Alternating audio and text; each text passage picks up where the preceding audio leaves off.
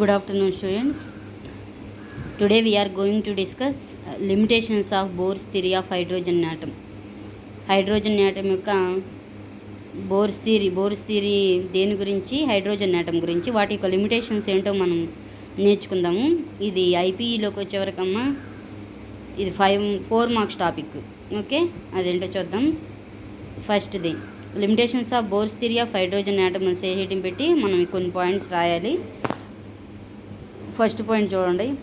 Bores model could not explain the spectra of complex atoms of multi electron system.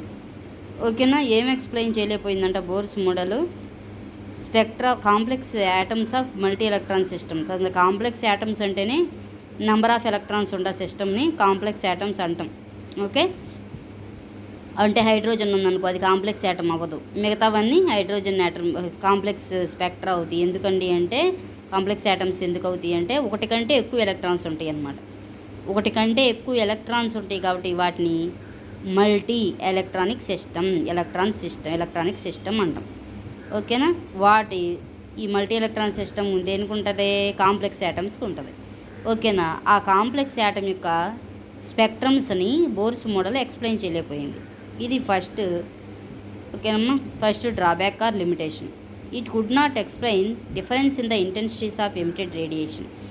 Emitted radiations అంటే మనకి hydrogen యాటంలో emitted radiations అని ఉంటాయమ్మా.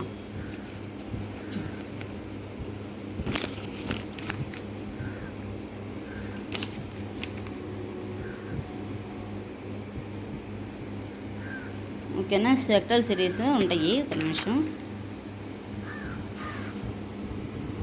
ఇది ఒకసారి ఇక్కడ చూడమ్మా. ఇక్కడ చూడండి, ఈ బొమ్మ డయాగ్రామ్ మీనింగ్ ఏంటంటే హయ్యర్ ఎనర్జీ స్టేట్ నుంచి లోయర్ ఎనర్జీ స్టేట్కి వచ్చేటప్పుడు ఓకేనమ్మా ఏం ఎమిషన్ అవుతుంది? ఒక లైన్ ఎమిషన్ అవుతుంది అన్నమాట. ఒక స్పెక్ట్రము ఎమిషన్ అవుతుంది. ఇది చూడు, ఇక్కడి నుంచి ఇక్కడికి వచ్చేటప్పుడు ఓకేనా ఎమిషన్ అవుతుంది.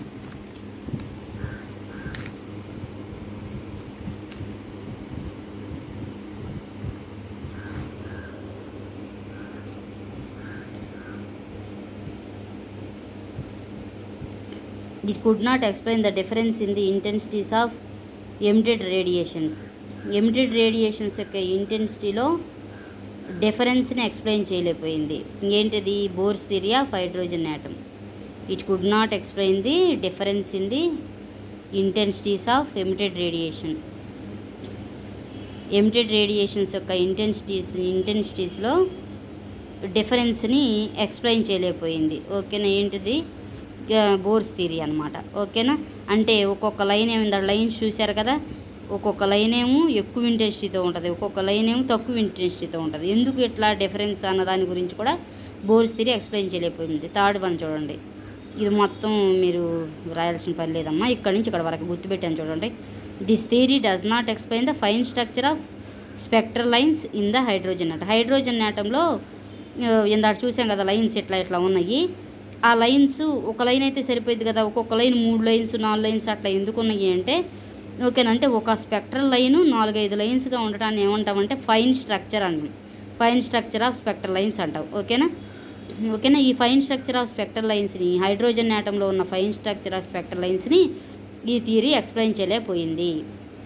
Next, it could not explain experimentally observed phenomena such as Zeeman effect and Stark effect etcetera.